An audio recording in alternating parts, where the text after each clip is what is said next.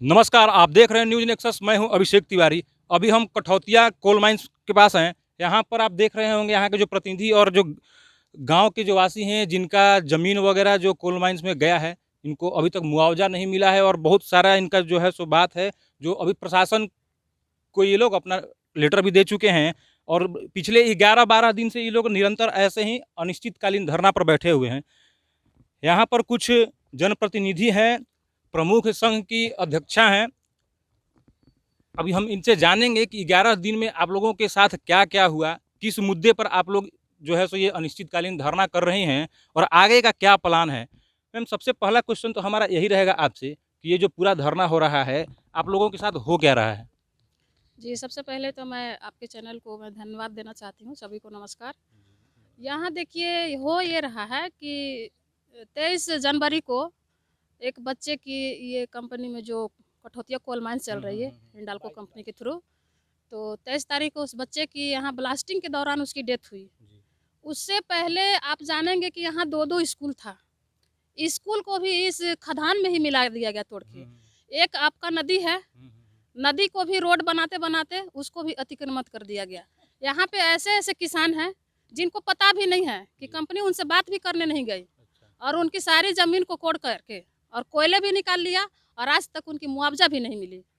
तो बहुत सारे ऐसे मामले हैं, यूँ कहें कि ये अवैध तरीके से माइनिंग चल रही है, इनका कोई भी मानक नहीं पूरा करता है, जिस तरीके से चलना चाहिए। यहाँ की जनता त्रस्त हो चुकी है ये कंपनी से। बहुत सारे ऐसे मामले हैं, यहाँ के लोग भी बताएँगे और मैं भी बता रही हूँ कि किस तरह का यहाँ मामला है। अभी आप ग्राउंड रिपोर्टिंग किए होंगे, देखे होंगे कि किस तरह यहाँ पे इधर इधर भी पानी का है, खान करके छोड़ दिया गया है। कोई भी पशु जाएगा, पक्षी जाएगा, चाहे बच्चे लोग जा रहे हैं, अगर गिर जाएँगे किसी तरह तो ज़िंदा वापस नहीं आना है। तो इस तरह की कंपनी की रवैया है।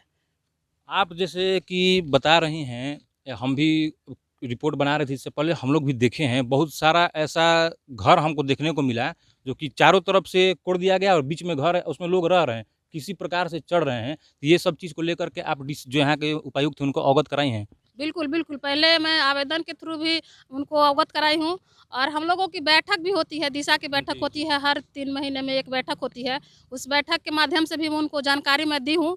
जिला परिषद की बैठक होती है, पहले मैं यहाँ का जिला परिषद भी रही हूँ, जब उषा मार्टिन कंपनी चलती थी, अभी हिंडाल्को चल रही है। तो बैठक के माध्यम से हो या चिट्ठी के माध्यम से हो या जनता के माध्यम से, जनता भी यहाँ बैठी हुई नहीं है। जनता भी अपनी समस्याओं को लेकर के डीसी सर को हमेशा आवेदन देते रही है। बस बरगलाने का यहाँ के काम होता है कि हो जाएगा, काम हो जाएगा।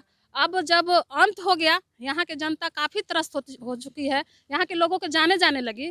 तो आज मजबूरन हम लोगों को अपनी मांगों को लेकर इस धरने के माध्यम से हम लोग यहाँ पे बैठे हैं। आज 12वां दिन है हम लोगों का। ये कब तक चलता रहेगा? कुछ इसके ऊपर प्रशासन के द्वारा आप लोगों को कुछ आश्वासन या कुछ मिला है कि कब तक मतलब इसको ये कर लिया सॉल्व कर लिया जाएगा? आश्वासन कुछ नहीं मिला है।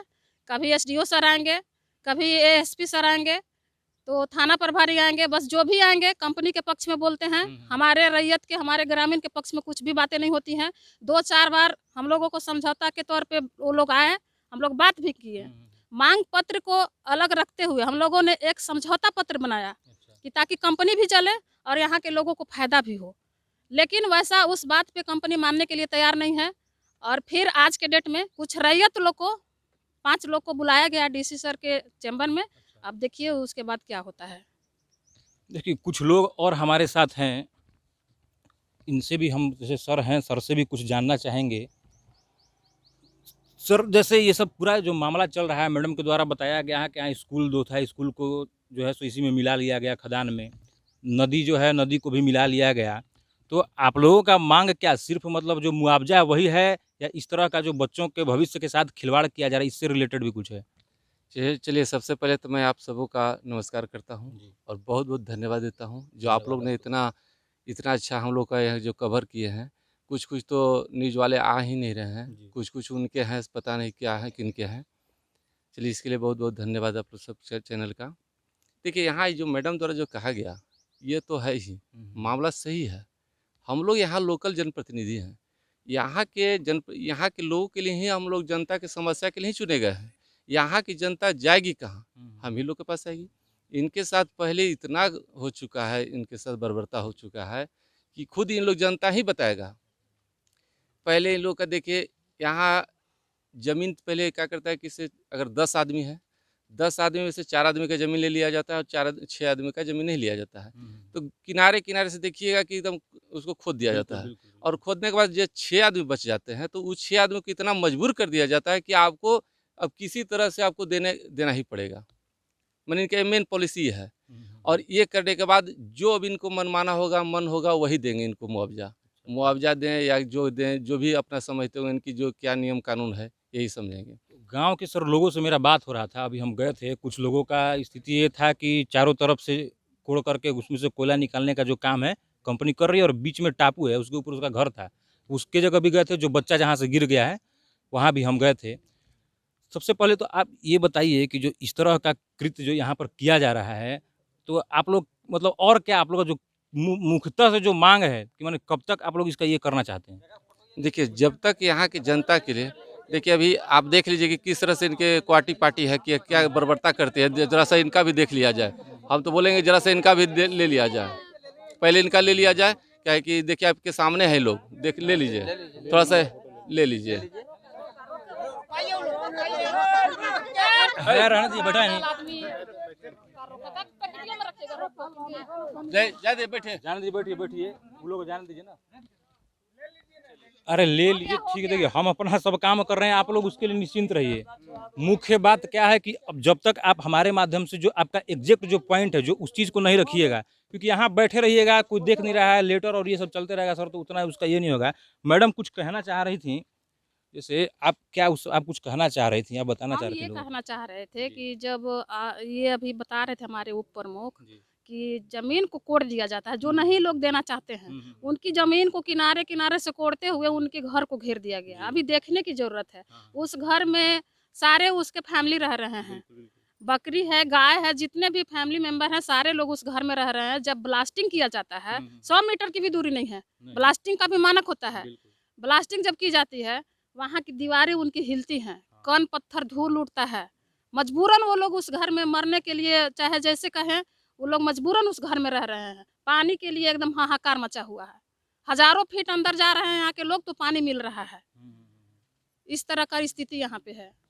देखिए हम लोग भी गए थे, अलग ग्राउंड रिपोर्टिंग के माध्यम से भी दिखाए हैं, कुछ ऐसा घर है जो महज सिर्फ 50 मीटर के दूरी पर है।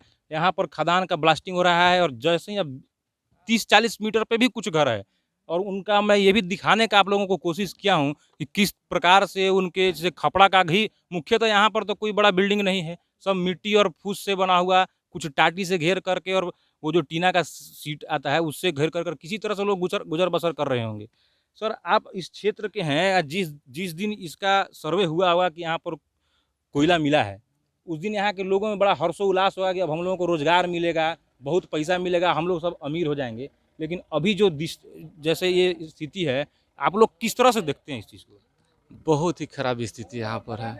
यहाँ इतना स्थिति खराब है कि मैंने हम अपने से अगर बोले तो क्या हम बोले, इतना खराब है कि कोई अगर आवे तो कम से कम हम लोग का कहना है कि आकर के खुद हमारे सक्षम पदाधिकारी जो भी हैं, वरीय पदाधिकारी हैं, ये आकर के खुद अपने देख करके सारा वस्तु यहाँ का स्पष्ट हो जाएगा।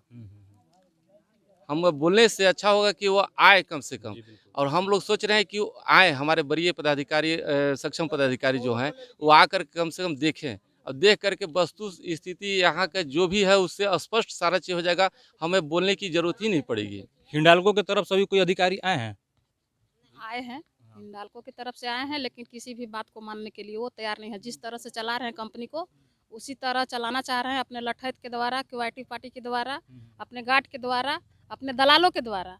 आज हम लोग 12 दिन से यहाँ पे धरना दे रहे हैं और 12 दिन के अंतराल में हम लोगों को बहुत परेशान किया गया। आज अभी जो गाड़ी जो बैक हो रही थी, आप देखे, यहाँ से 3 बजे रात से हम लोगों को परेशान किया जा रहा है। हम लोग तो धरने पे बैठे हैं, बाकी ज़मीन यहाँ की रैयत की है। गाँव वाले टूट पड़े कि हम लोगों को जब तक मांग को पूरा नहीं किया जाएगा, जब तक हमारे साथ न्याय नहीं होगा, तब तक उनकी गाड़ी को हम लोग नहीं जाने देंगे। उस स्थिति में थाना प्रभारी को जब हम फ़ोन करते हैं तो उनका नंबर अमान्य बताता है कि वैध नंबर नहीं है। फिर कुछ देर के बाद, 2 घंटे के बाद फिर हम नंबर लगाते हैं, उसी नंबर पे उनका फ़ोन लगता है और वो झूठ बोलते हैं कि किसी तरह ऑफ हो गया था।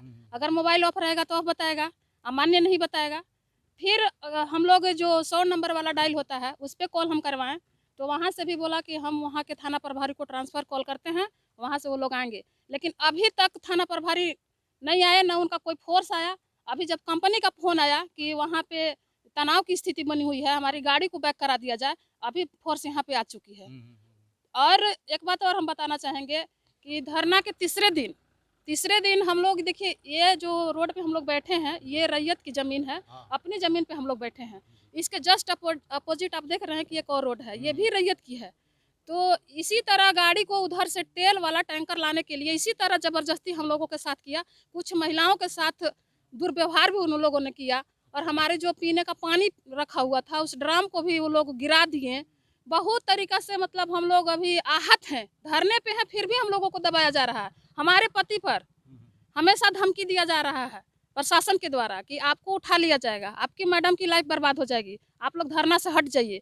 हमारे बेटे पे भी केस कर दिया गया है, जबकि मेरे बेटा एक दिल्ली में रहता है, एक रांची में रहता है। होली के दरमियान में अभी हमारे बेटे लोग आए हैं यहाँ पे, किसी तरह गाली गलौज करके, होली के द्वारा इधर उधर करके उन लोगों पे भी केस किया जा रहा है। तो इस तरह से आंदोलनकारी को हम लोगों को सताया जा रहा है। मैं चैनल के माध्यम से सरकार से मांग करूंगी कि यहाँ जो तानाशाही रवैया है, यूँ कहें कि हिटलर शाही चल रही है यहाँ पे, इसको थोड़ा देखा जाए और यहाँ की जनता को न्याय दिलाया जाए। मैं यही सरकार से मांगना तब मैं जब रिपोर्ट बना रहा था तो गांव के कुछ लोग बोल रहे थे कि हम जब भी कंपनी से या प्रशासन से गुहार लगाते हैं तो उन लोगों को मारा पीटा जाता है और धमकी दिया जाता है। ये बात सच है?